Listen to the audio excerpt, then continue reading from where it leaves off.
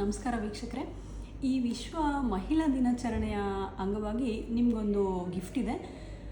ನಾನು ಬರೆದಿರೋಂಥ ಪುಸ್ತಕ own your ಬ್ರೆಸ್ಟ್ಸ್. ಈ ಪುಸ್ತಕದ ಬುಕ್ಕು ನಾನು ಉಚಿತವಾಗಿ ನಿಮಗೆ ಶೇರ್ ಮಾಡ್ತಾಯಿದ್ದೀನಿ. ಇದರ ಲಿಂಕು ಡಿಸ್ಕ್ರಿಪ್ಷನಲ್ಲೂ ಇದೆ ಮತ್ತು ಕಾಮೆಂಟಲ್ಲೂ ಇದೆ. ಇದು ಇಂಗ್ಲೀಷಲ್ಲಿ ಬರೆದಿದ್ದರೂ ಸಹ ಇದರ ಕನ್ನಡ ವರ್ಷನ್ನು ಸದ್ಯದಲ್ಲೇ ಬರಲಿದೆ. ಇದು ಸ್ತನದ ಆರೋಗ್ಯದ ಬಗ್ಗೆ ಬರೆದಿರೋಂಥ ಪುಸ್ತಕ. ಇದು ಸ್ತನದ ಕ್ಯಾನ್ಸರ್ ಬಗ್ಗೆ ಅಲ್ಲ. ಇದರಲ್ಲಿ ಅನೇಕ ವಿಷಯಗಳನ್ನ ನಾನು ತಿಳಿಸಿದ್ದೀನಿ. ಸ್ತನದ ಅನೇಕ ಪ್ರಾಬ್ಲಮ್ಗಳು ಮಹಿಳೆಯರಿಗೆ ಉಂಟಾಗ್ತಾನೆ ಇರುತ್ತೆ.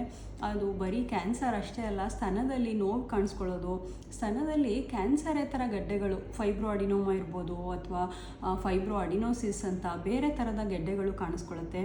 ಮತ್ತು ನಿಪ್ಪಲಿಂದ ಅವ್ರಿಗೆ ಡಿಸ್ಚಾರ್ಜು ಸಹ ಆಗ್ಬೋದು.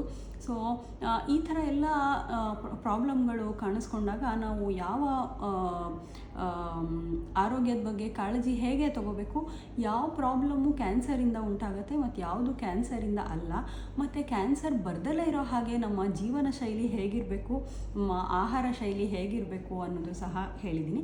ಮತ್ತು ಪುರುಷರಲ್ಲೂ ಸಹ ಸ್ತನದ ಪ್ರಾಬ್ಲಮ್ಗಳು ಕಾಣಿಸ್ಕೊಳ್ಳುತ್ತೆ, ಅದ್ರ ಬಗ್ಗೆಯೂ ಸಹ ಬರೆದಿದ್ದೀನಿ. ಸೊ ವೀಕ್ಷಕರೇ, ನಿಮಗೆ ನಿಮ್ಮ ಆರೋಗ್ಯದ ಬಗ್ಗೆ ಕಾಳಜಿ ಇದ್ದರೆ ಈ ಪುಸ್ತಕನ ಖಂಡಿತ ಡೌನ್ಲೋಡ್ ಮಾಡಿ. ಇದು ನೆಕ್ಸ್ಟು 48 ಅವರ್ಸು ಫ್ರೀಯಾಗಿ ನಿಮಗೆ ಸಿಗ್ತಾ ಇರುತ್ತೆ. ನೀವು ಇಮಿಡಿಯೇಟ್ಲಿ ಓದಬೇಕಂತೇನಿಲ್ಲ, ಅದನ್ನ ಇವತ್ತು ಡೌನ್ಲೋಡ್ ಮಾಡಿ ಇಟ್ಕೊಳ್ಳಿ. ಅದು ನಿಮ್ಮ ಕಿಂಡಲ್ ಲೈಬ್ರರಿಲಿ ಬಹಳ ವರ್ಷ ನಿಮ್ಮ ಜೊತೆ ಇರುತ್ತೆ ಮತ್ತು ನೀವು ಯಾವಾಗ ಬೇಕಾದರೂ ಅದನ್ನ ಓದ್ಬೋದು. ಎಲ್ಲರಿಗೂ ವಿಶ್ವ ಮಹಿಳಾ ದಿನಾಚರಣೆಯ ಶುಭಾಶಯಗಳು. ನಮಸ್ಕಾರ. ನಾನು ಡಾಕ್ಟರ್ ಅಪರ್ಣಾ ಶ್ರೀವತ್ಸ. ನಿಮಗೆಲ್ಲ ಗೊತ್ತೇ ಇದೆ, ನಾನು ಶಿವಮೊಗ್ಗದ ಸಹ್ಯಾದ್ರಿ ನಾರಾಯಣ ಮಲ್ಟಿ ಸ್ಪೆಷಾಲಿಟಿ ಹಾಸ್ಪಿಟ್ಲಲ್ಲಿ ಆಂಕಾಲಜಿಸ್ಟ್ ಅಂದರೆ ಕ್ಯಾನ್ಸರ್ ಸ್ಪೆಷಲಿಸ್ಟ್ ಡಾಕ್ಟರ್ ಆಗಿದ್ದೀನಿ. ಮತ್ತು ನಮ್ಮ ಕ್ಯಾನ್ಸರ್ಗೆ ಆನ್ಸರಲ್ಲಿ ಕ್ಯಾನ್ಸರ್ ಬಗ್ಗೆ ಅನೇಕ ವೀಡಿಯೋಗಳನ್ನು ಸಹ ನಾನು ಪೋಸ್ಟ್ ಮಾಡ್ತಾ ಇರ್ತೀನಿ. ನೀವಿನ್ನೂ ನಮ್ಮ ಚಾನಲ್ಗೆ ಸಬ್ಸ್ಕ್ರೈಬ್ ಮಾಡಿಲ್ಲ ಅಂದರೆ ಖಂಡಿತ ಈಗಲೇ ಸಬ್ಸ್ಕ್ರೈಬ್ ಮಾಡಿ. ನಮಸ್ಕಾರ.